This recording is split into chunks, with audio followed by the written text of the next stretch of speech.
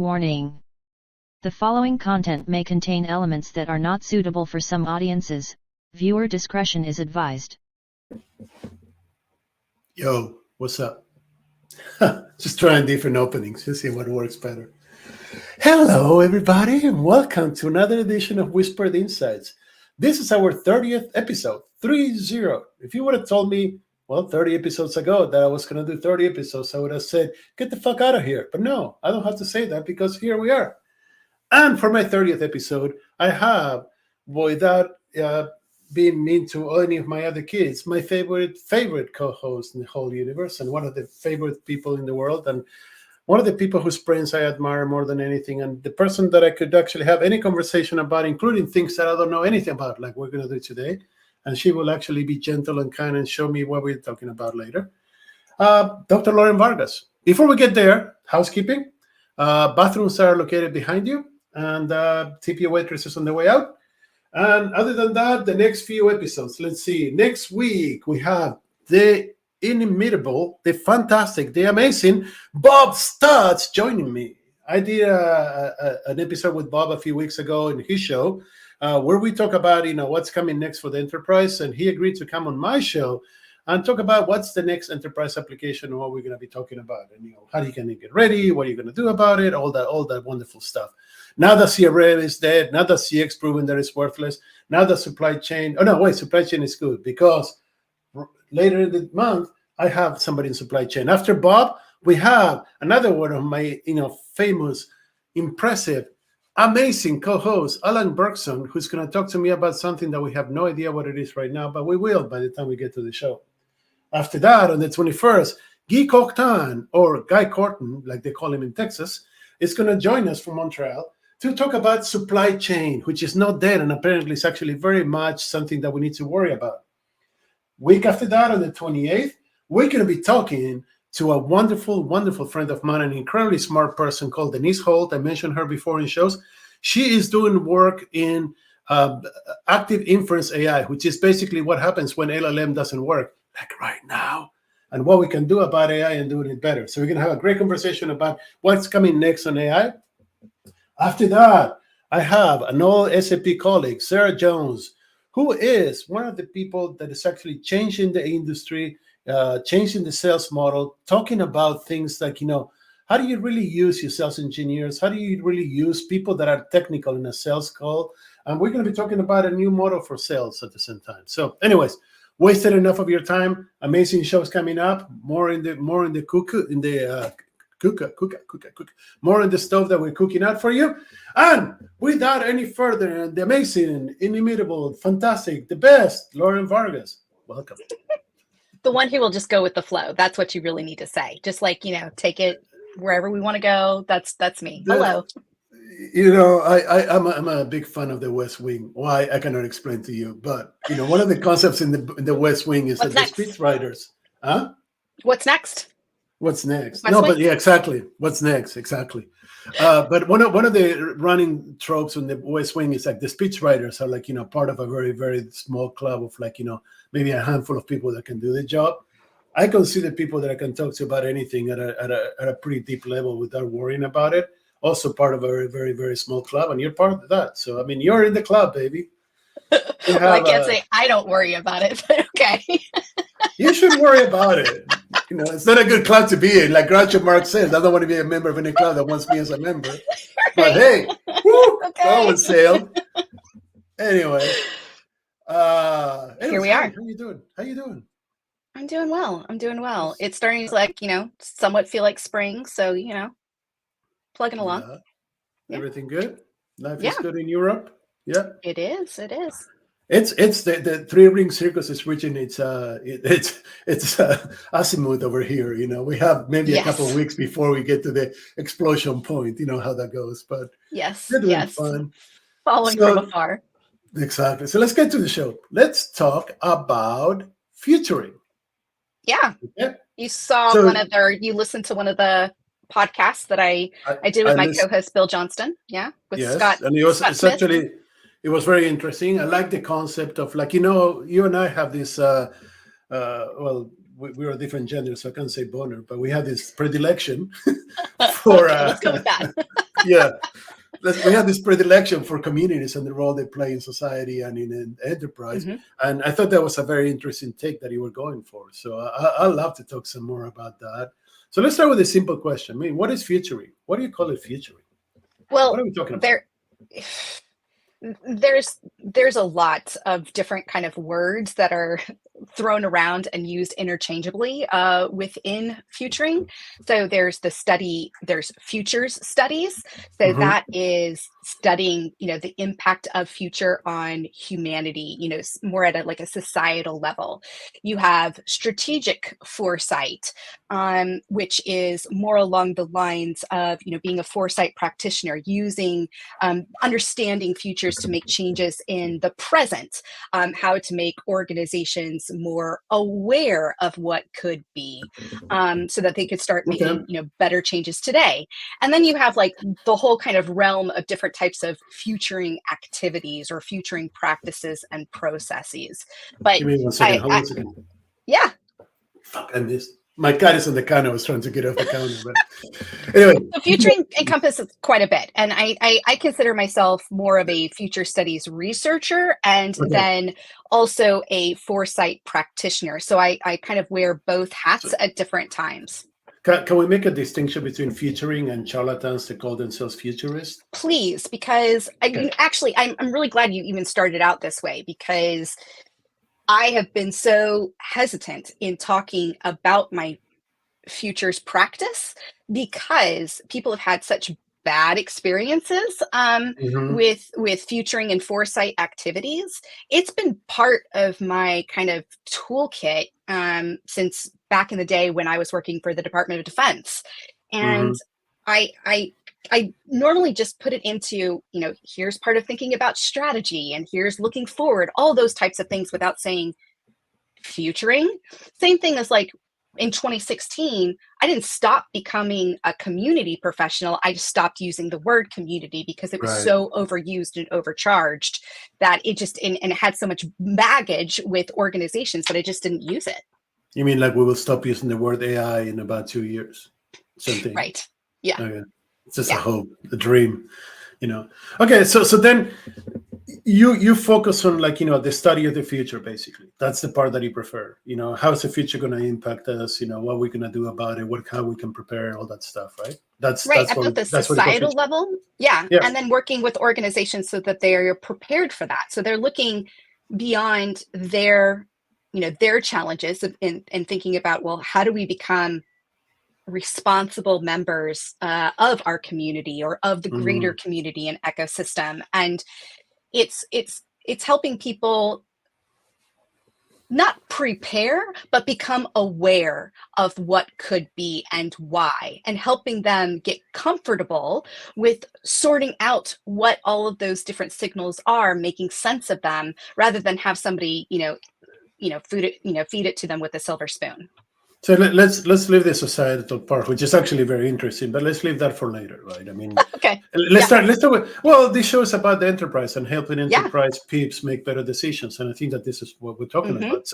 So I mean, where do you start? I mean, when you engage with somebody that says, "Hey, we're considering something about the future. We think you're a cool person. We like that you're not a futurist, but you're a person who thinks about the future."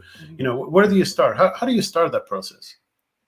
Well, first I ask what are their aims? If they're not willing to go beyond the 1 to 3 year kind of vicious strategic, cycle, then we can't move forward. I'm looking to work with companies, organizations that are thinking not just 3 to 5 years ahead, but looking 10 years plus ahead.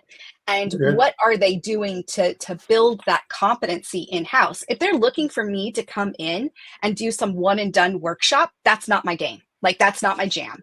And that's where I think a lot of futuring really kind of goes off the rails for people's experiences, because they have like these wow workshops or these, one-off events or activities. And two things happen. One, somebody goes, "Oh, well, that actually never came true." Well, if you framed it as prediction, then we're totally not on the same page there, because you can't predict the future.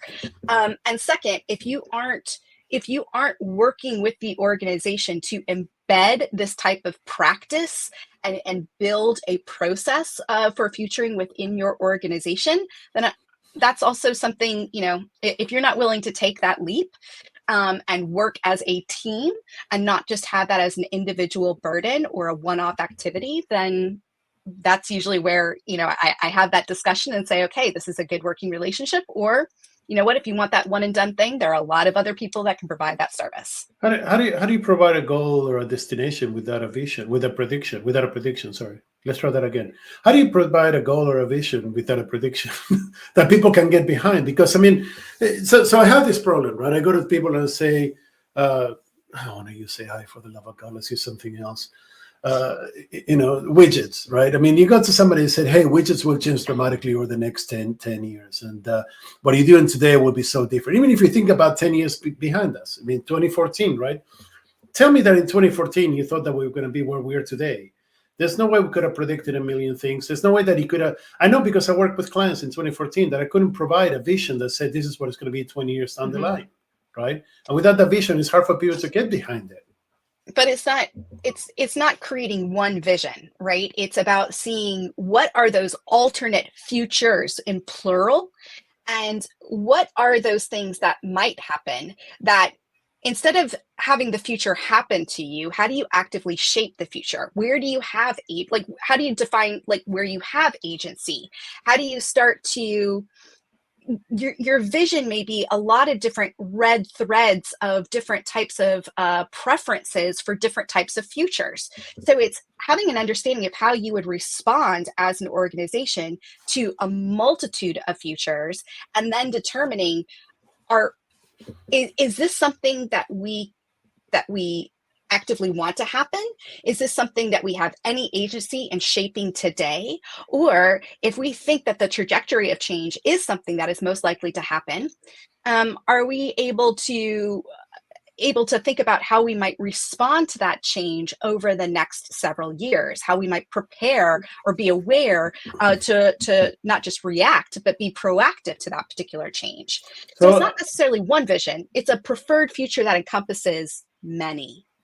So I want to pick up this red threads concept of multiple red threads. So what you're saying, this is more prescriptive than predictive, right? It's like several potential futures going in different directions, and each one has its own, aggregation of content, information, knowledge, whatever. And then, again, without predictions, possible path and future things. So, so how many are we talking about? 2, 3, 10, 5, 100?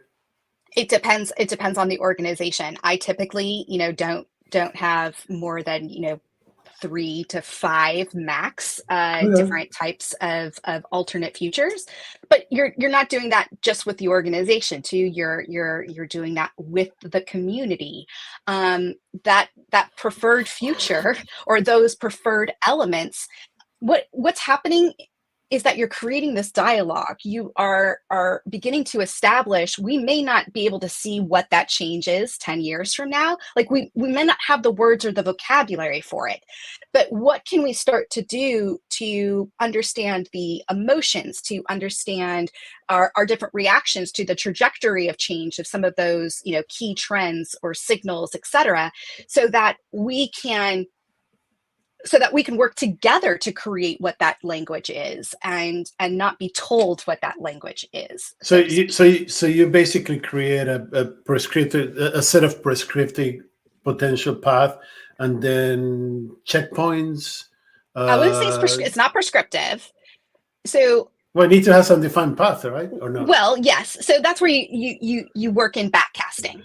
And so you take your scenarios, right? And you look at, okay, what do we need to be able to, well, first of all, if we wake up in this world as an organization,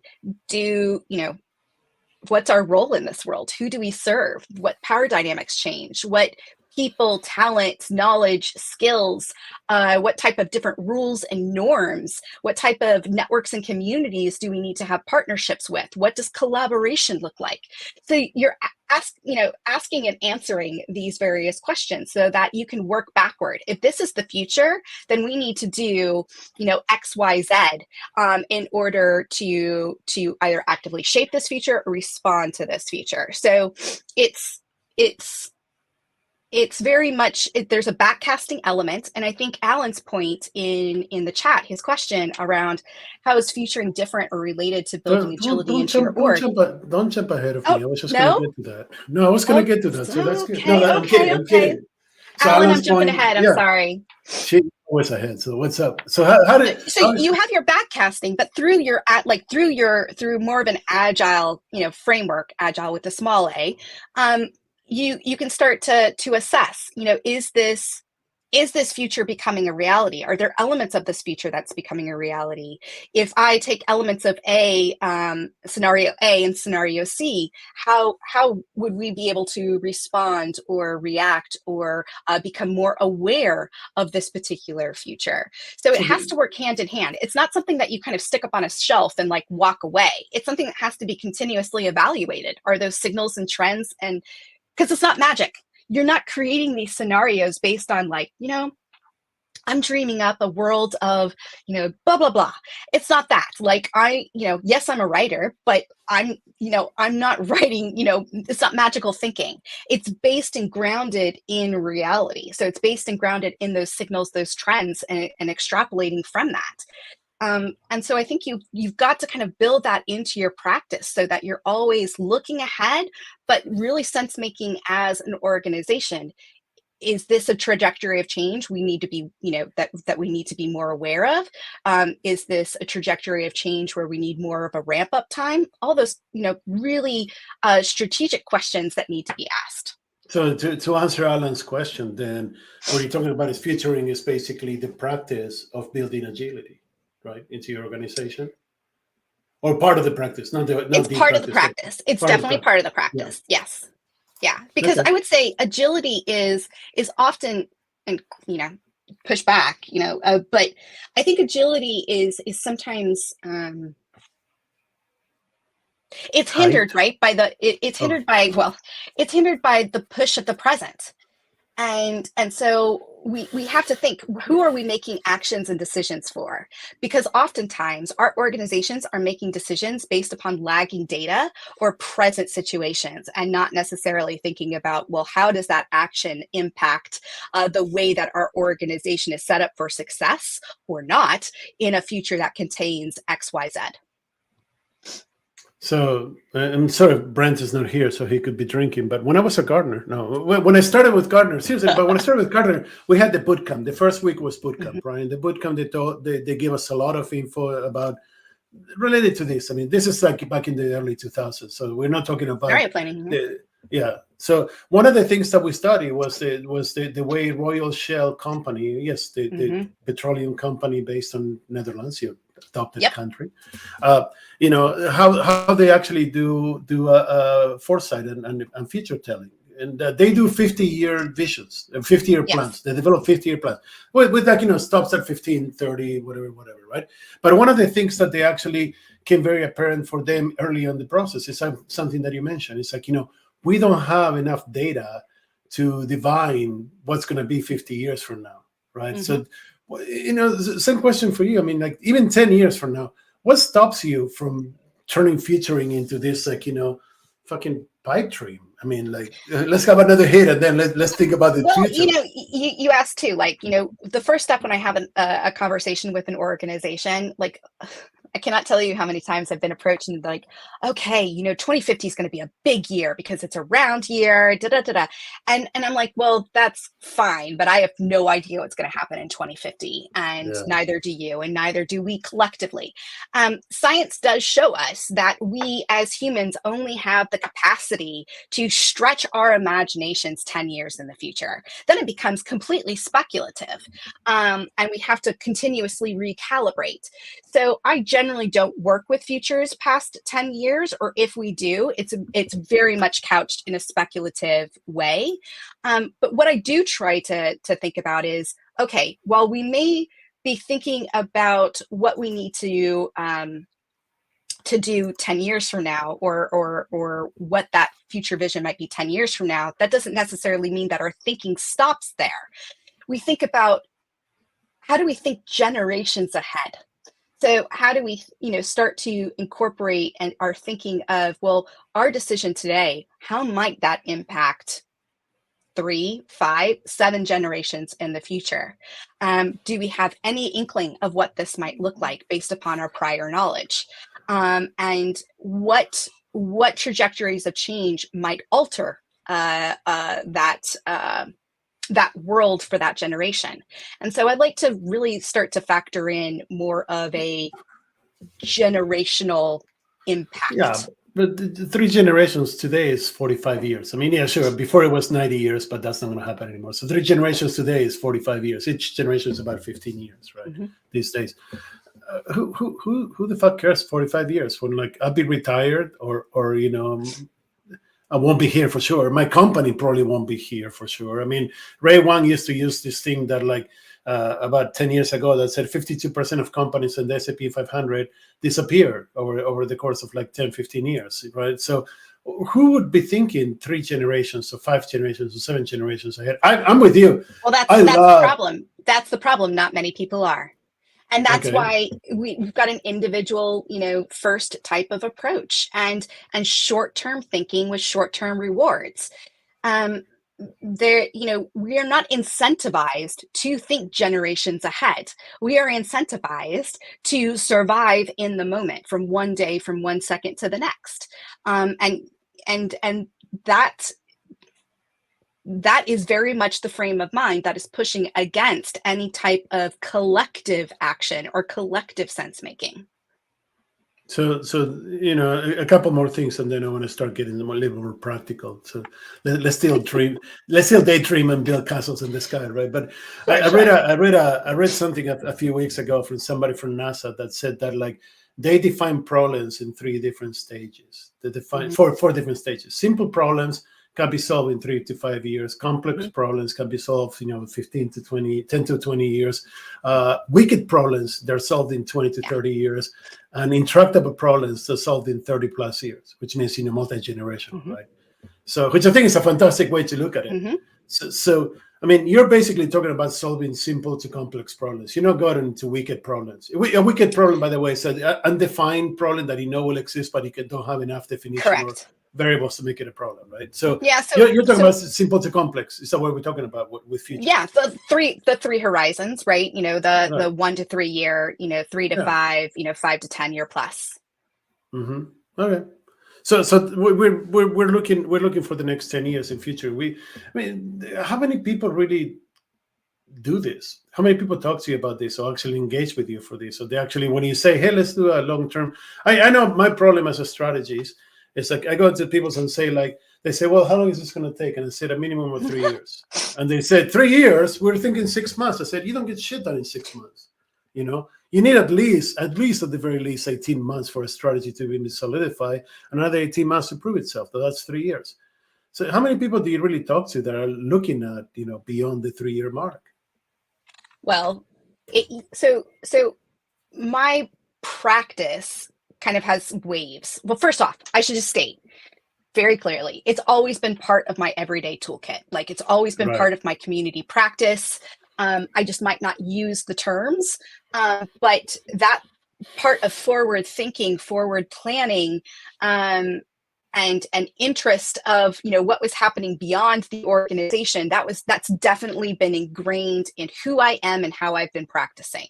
But being called specifically for foresight work happens usually after a crisis, right? So, like, after the financial crisis, I had a lot of foresight work, because now all of a sudden everybody wanted to be, thinking ahead and getting around, not being blindsided by that next curve. And of course, as we know, history repeats itself. And then we had COVID, and on the heels of COVID, all of a sudden everybody's a futurist, and like everybody is practicing futuring and what this looks like. And I fully support anybody can become anybody can practice foresight. Anybody can practice a better understanding of what futures might mean collectively for humanity. I think that could be anybody's role. But the thing is, it's not something that's just done on a one-time basis. It's not something that it has to be part of your DNA. It has to be part of the way that your culture communicates and collaborates and is in community with each other. Because if you're not thinking about the futures, not one set future, and I think you're missing some critical dialogue and opportunity.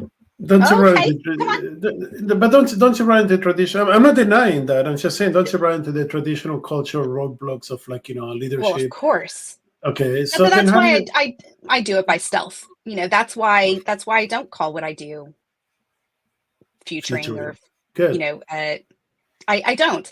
I generally, I'll talk about it because there are some buzzwords and that have to cut through the noise to get clients, on LinkedIn and such. But honestly, it's just part of the toolkit of how do we build a more inclusive set of futures. What you used the I word. I did because, well, I think there are multiple futures, and I think the point I agree. is that organizations have been set on one North Star. Inclusive is a problem. I have the problem with inclusive, not with the multiple futures. I mean, I believe in the multiple futures. I have a problem with the inclusivity part, but inclusive in that the future that you're considering with your organization needs to be beyond just what you think it is. Yeah. Okay, so let's get out of the the mental masturbation stage where I actually shine, and let's get into more practical aspects of this, right? So, sure.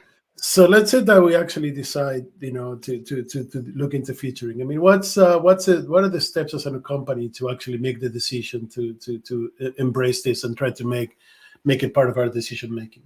What do we do? What's the first thing? Well, I've talked about it on a previous show, more of that, signal trend, looking back, but only you and I remember all the shows. Most people don't, so you're going to have to say it again. So first things first is however long you are looking ahead, you need to look back. So it's understanding what are those key moments of change for this organization or for this particular challenge area or scope of a future that we're considering.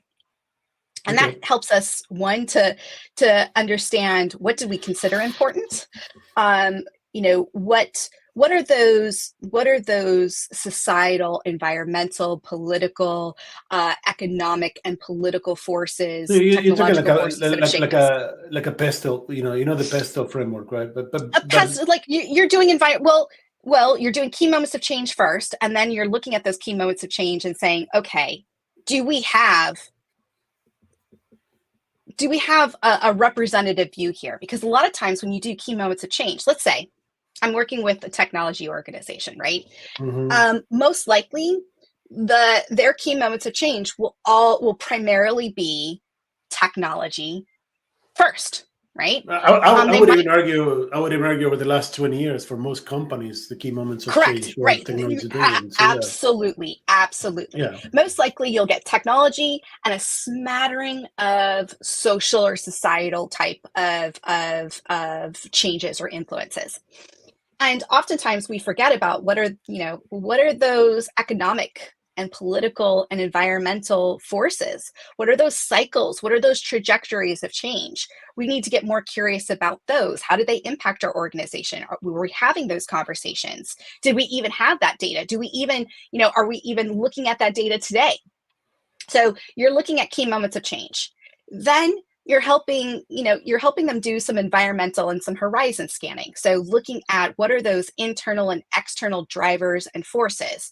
What are those signals of change? What are those trends, both at a macro or mega level, as well as those that are going to impact the next 3, 5, 10 years from now. So you're helping them build kind of a map, not kind of, a map of here are the things we should probably be paying attention to. But now you need to start to understand how these different signals, trends, drivers, how they interact with one another. Because what often happens, right, is in our strategic planning process, we cherry pick one or two of those and we go all in. And we don't think about how they collide, they connect, they influence one another. So we need to almost pick out a constellation of these different trends, signals, drivers over those 3 time horizons. And we can start to, better suss out, okay, what would happen in this world? What would happen in this future? What would people's values be? How would they react in this world? What are those, steep factors again that would influence how this world is created based upon these trends, signals, drivers, and forces, and how we see them shaping today? So you build scenarios. Yeah. Okay. You build stories. Yeah. And then based on those stories, you then do that backcasting activity and you start to see how ready are we for these particular, well, one, will we have any impact in this world? Should we even exist in this world? How does our value proposition change? How does our relationship with the communities that we serve change? And then you start to think about, okay, well, if this is our future, what is our readiness level in order, to respond to this future? And then you start to look at these different futures and you stress test, you wind tunnel your current strategy. Like how far off are you?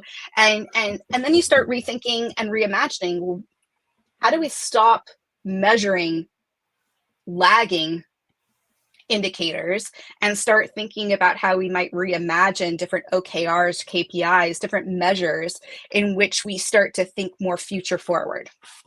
Isn't there an implied expectation of repeatability in what you're saying? Like, hey, we did it, moment of change 5 years ago, pick one, TikTok, I don't give a fuck, seriously, moment of change for humanity 5 years ago, TikTok, we should never go down that path we did, we're fucked, whatever, right? So signals of change, what led to TikTok, the demise of Twitter, the demise of attention spans, we moved from 10-minute attention spans to 30-second attention spans, the rise of a generation that makes an engaged part of their loneliness epidemic. Loneliness epidemic, the badge of honor of being unengaged, blah blah blah, all the things that everybody complains about every generation, right? But the model that you presented expects a repeatability if you're going to use that as the basis for futuring. And what if it doesn't repeat? I mean, I have a follow-up question. That the same signals of change will be found, that the same moments of change will repeat, and they will have a similar impact. Kind of like you were saying. I mean, are we even able to embrace that change and do something with it, or are we just deluding ourselves, right?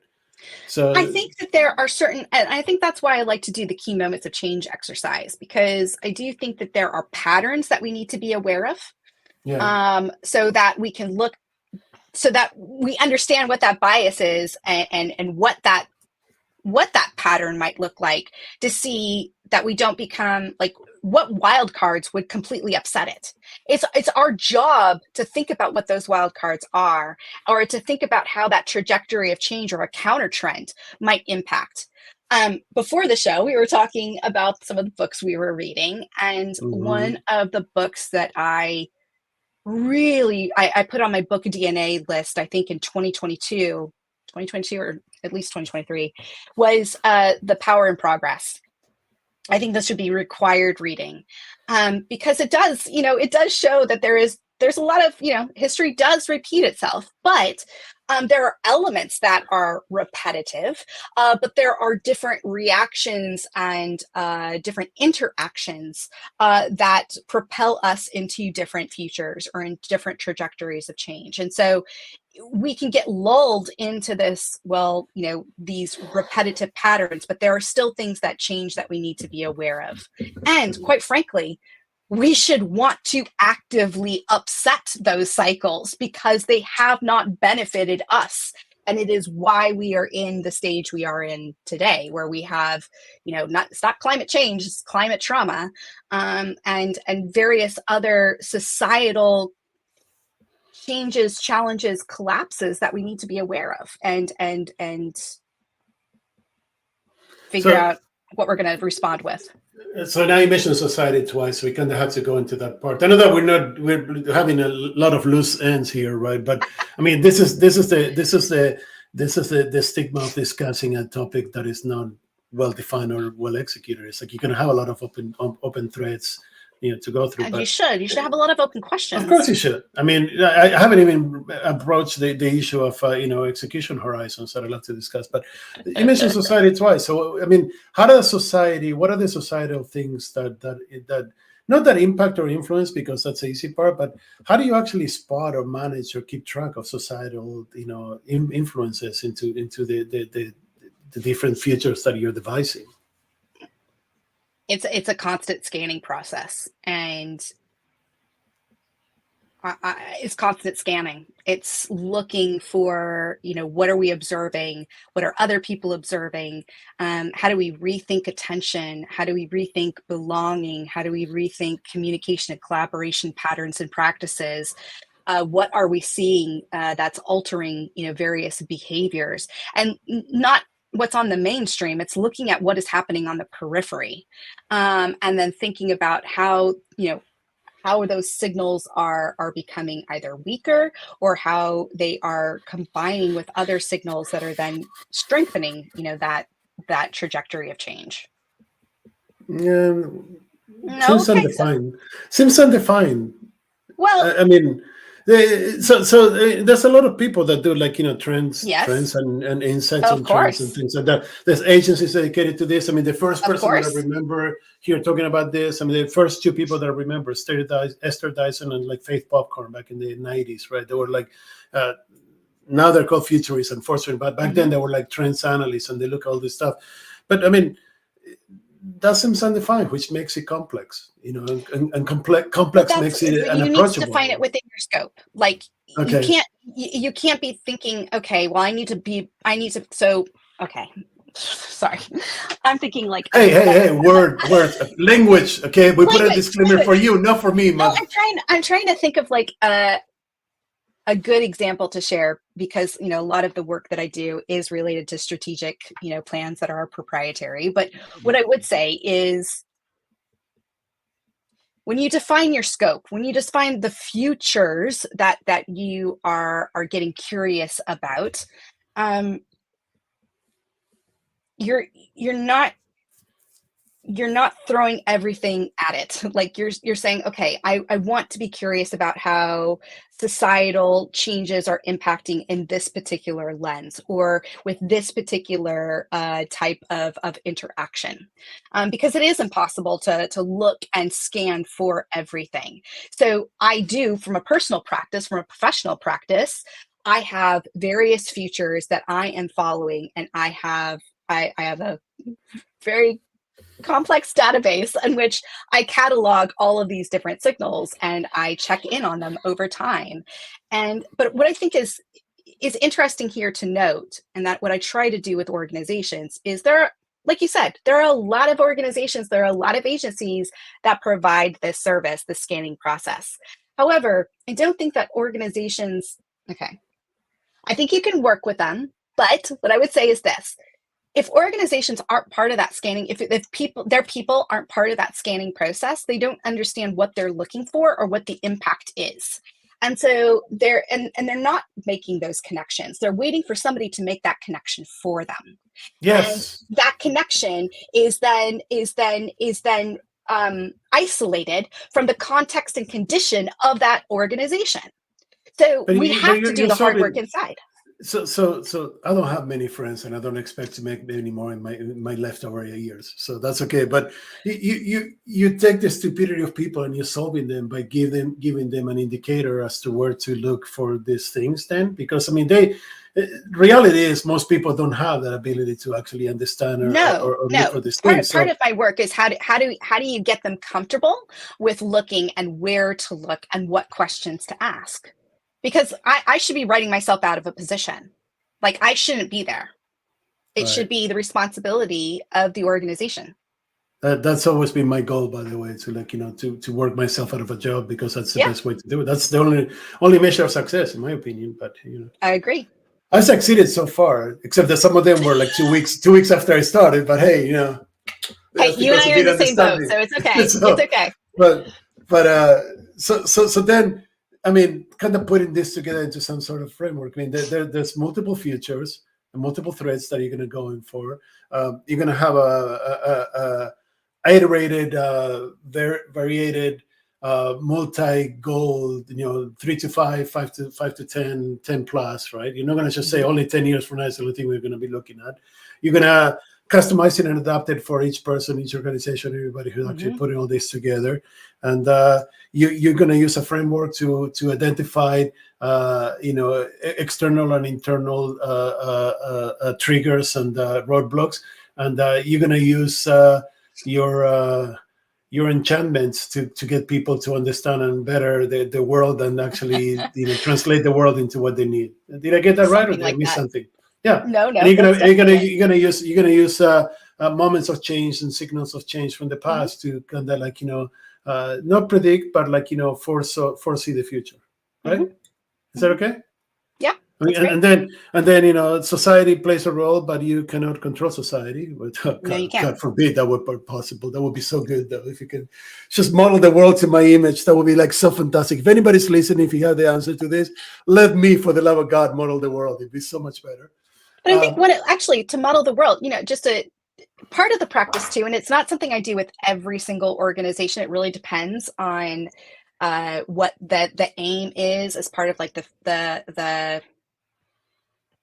the foresight or Yeah. the type of model that they're looking to achieve. But I love design fiction.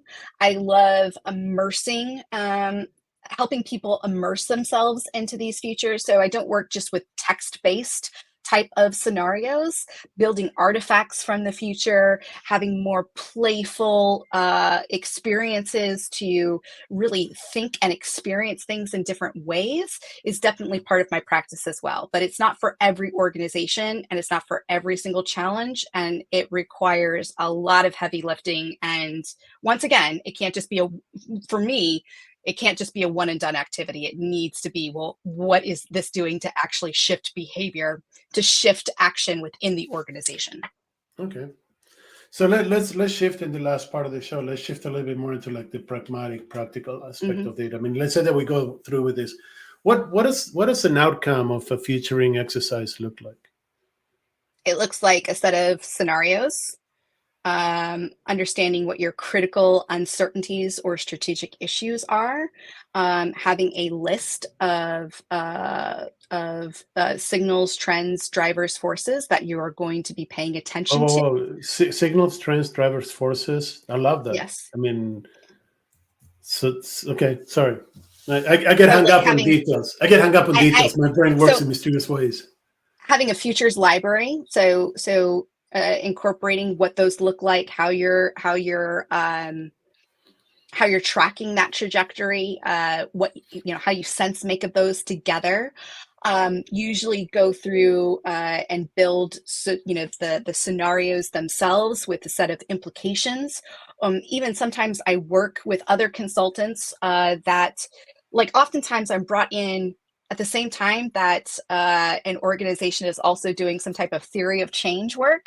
So, talking about how you take that theory of change and build it into your backcasting or your readiness and impact planning. So it could be, a set of scenarios and implications that are used for strategic decision making. But I think the outputs that I find most helpful would be the Futures Library, establishing that as a practice, establishing a practice to have dialogue about these signals, trends, and drivers. So making it part of, if not an everyday, a weekly or monthly practice. How are we making sense of these? What are we seeing? What's shifting? How is this impacting the way that we're talking, communicating, collaborating, being in community today? So building what that practice and establishing that type of practice within both the enterprise community and as well as the communities that it serves. So making that part of the practice so that your outcomes are better decisions, being able to respond to novel stimuli, to be more aware of things, and lessening some of the fear that's attached to the uncertainty. So if people are even just exposed very briefly to some of these alternate futures, there's a better psychological, better organizational design and development uptick as a result of it. So it's thinking about what are those things that you can embed into the practice of the organization, not necessarily, fancy forecast reports, et cetera, which yes, I do, but how is this impacting the everyday? How is this impacting specifically a community first culture? So I will talk about that part in a second. But what's a timeline for this? It's like takes what, takes me 10 years to find you, but then what? Or Well, somebody. I mean, what's the timeline? Where do you start? I can How give long you an does it take? example. I just did the whole entire scenario building for a client within 60 days. It's not, for me, that's pretty quick. Maybe a little too quick. Yeah, that's what she It's said. not. It's not my ideal. You're so.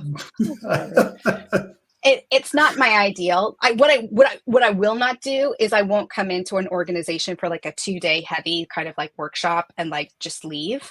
Like my involvement needs to be more hands-on over a longer period of time, so that we are bringing people along on that journey. It's not something that I or the people I'm working with are producing.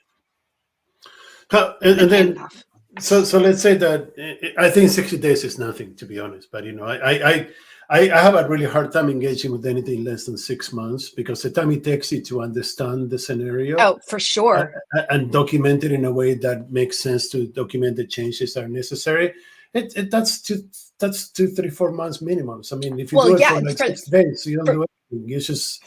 For the client that I just specified, the 60-day, the only way I was able to do that is because I had already working projects and my own personal futures library where I had a good understanding of what that scope was, what that landscape was, so I could dive right in. But otherwise, that would have never been able to be turned around. Yeah. So let's bring the community in, because I believe that this will be part of the next question, which is like, so then let's say that you build it 60 days to 360 days, pick a number, doesn't matter, right? I mean, let's say that you build it in like 60 to 180 days, 2 to 6 months. Then how do you actually implement it? How do you distribute it to the rest of the organization? This is not something that works for leaders only to know. This is something that needs to like permeate the organization and everything they do, right? I like to bring the communities along in the process, like even in the gathering stage and the sense-making stage, so that they can be part of, the scenario creation themselves. It shouldn't be something that I'm just doing in a corner and then coming back and saying, ta-da, look at what I wrote, or look at what this, core group of individuals wrote. So I like to bring the community on the journey and have them be part of thinking about what types of futures, what types of questions and what if scenarios should we be considering? What simulations of different alternate futures do we want to experience together?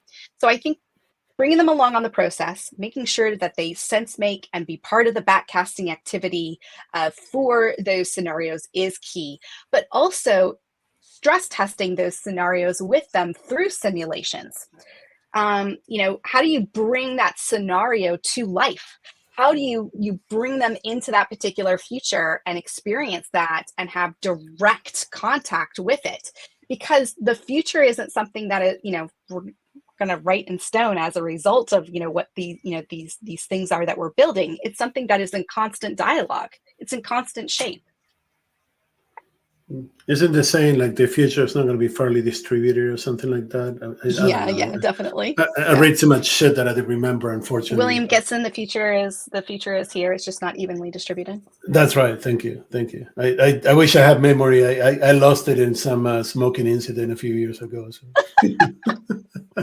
But I was right to not get into drugs until I was 45, because I would have never been the person I am today. But I also think too, and I think this should be said, is that my work is to go beyond what Scott Smith calls flat pack futures.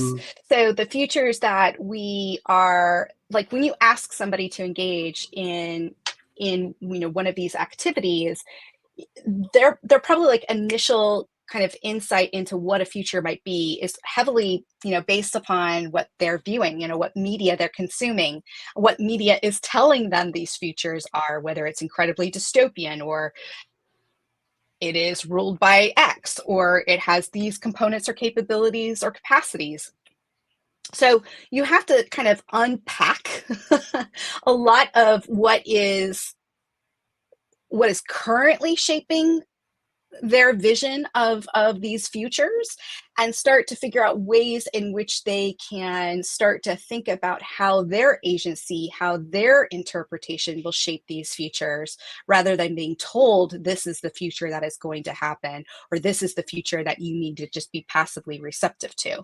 And so getting people into that more creative, more imaginary mindset, that takes a lot of work. Like that takes a lot of like getting into that particular state, flow state, I would even say. So that requires an investment of time, an investment of energy, an investment of sense making that we can't underestimate as part of this process, or else you're just going to end up with that magical thinking, or whatever science fiction is on the bestseller list today. Okay, that was awesome. First of all, I remember that we talked about the flow state like 2 or 3 shows ago. So we did. We kind of put it. Yeah, we did. We're putting all this stuff together. So we have 9 minutes. Okay, we have time. So then I don't know what the next question is, or what's the next statement. I think that we're at the point where, like, I understand the whole concept, but then why? I guess the question would be why? Why would you do this? You're seriously. Why? No, you. Why would a company do that? Why would somebody looking to make decisions about the future embark on a very, very Because your people are scared. Your people are scared. They're uncertain, and that is not changing. So what can you do to alleviate and bring their voices, bring the community's voices into, what could be, what if? And having more creative, playful, and or even sometimes more serious approaches to how we respond to these futures. I don't think we can just let things happen to us, because we saw how well that worked for us in every single crisis over the last, it's not changing, right? So what are we doing to help be, I hate prepared, to be better awareness. So you're building awareness inside the organization about the process to go forward, versus saying, and I mean, look, any large organization works the same way that it worked in the past. There's no questions about that, right? Yeah, I mean, no. repeating last year, this year, next year is what like 60% of the people working for large organizations would like to do, because it's easier, right? I mean, that's the culture in a lot of the large organizations. I have a job, I go there and like I push the button. I mean, what was it, like George Jetson and Homer Simpson were the same. I mean, we're talking about, centuries apart, but we're basically the same. They just go in and push a fucking button, and that's the whole job they have to do. Like, you need somebody to push a button these days, but whatever. So you're perverting the model of, like, status quo, homeostasis, whatever you want to call it, and you're creating a model in which we have an active. I mean, going back to what Alan was saying, we become agile, active participants into, like, defining the future, right? Mm-hmm. That's what we're talking about. Yes. Yeah, and you do it because people are scared. This gives you some level of certainty that they can actually, and give them some agency, right? Like, Yeah, If we see, I have a feel, problem with that. I have a problem with people having agency. Sorry. Can we like come limit on. agency, or Oh, but come limit on. to? We are type A personalities. What we love being in control. We I do. don't know. I don't know what you're talking about. I have never been in control in my life. Oh, come on. And Oh, next for great dates, by the way. But yeah. if you give giving people a sense that they can actively shape can go so far in bringing people along with you and moving from a place of we need to be in a state of consensus for everything, but moving toward a state of more of a consent. Where can we be okay with how we're taking that next step? And we're going to have to compromise. We're going to have to do various things, but we're looking at the various paths. We're looking at the various futures, and we're figuring out collectively how we make sense of them and how we move forward together, rather than one individual or key individuals making the change, the action for every single one of us. I think that's powerful. Look. Okay. Hand to God, cross my heart, hope to die, whatever thing you say when you're trying to be truthful. I agree 1,000% with you. I do. I totally agree with you. But it's not easy. I think it's not. Nothing is easy, dude, in this day. Trust me, nothing is easy in this world anymore. I mean, we reduced our execution horizons from 10, 15 years to 18 months in some cases. Mm-hmm. I mean, you have 18 months to master a challenge that's thrown upon you and control it. And the worst part is when you do it, people take it as being natural. I mean, for the love of God, we had a pandemic resolved in 18 fucking months, okay? It used to take 10 years to resolve a pandemic or longer. I mean, the Black Plague took 30 years to fucking get resolved. And it only got resolved because people died. There was nobody left to die. I mean, seriously.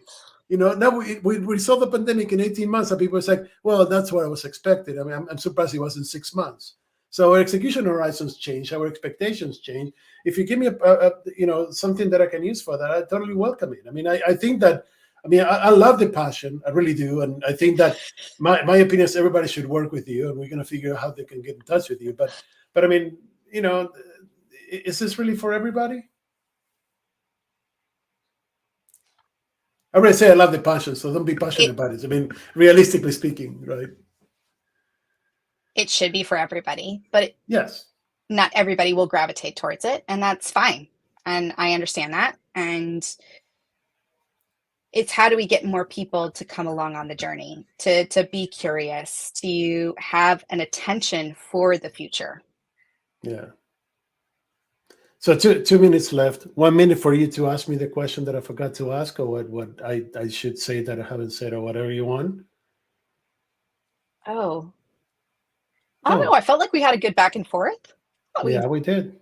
That's what a conversation is. And we had no plan for this. So this is not an interview. This is a conversation. So It was. I felt like we had a good one. Yeah. What did I miss? What did we miss? What didn't we mention? What is going to be our next show about? The 3-body problem. I don't know. Oh God. Anyways, and the last part, it's I am not even gonna touch that one with I haven't seen it. I will say I haven't seen it. I know what it's about, but I haven't seen it. I'm not entirely sure that I want to see it, but it's interesting, but I'm not sure I want to see it, but I haven't seen it yet. So after I see it, we'll talk. Okay. So how do people get in touch with you to find out more, to hire you, which everybody should, by the way, or to, yell at you and tell you how stupid you are about these ideas that you have? That's totally fine as well. Which is what I welcome that more than anything, by the way. But I do welcome it. I completely welcome it. LinkedIn, that's probably the only place right now for a lot of us to. Yeah, I know. It's pretty sad, isn't it? Yeah. It is, really. It is. Yeah. I'm thinking about going on Instagram, but I don't like the overlords of Instagram. So, but okay. Well, I think that we have 30 seconds left or something like that.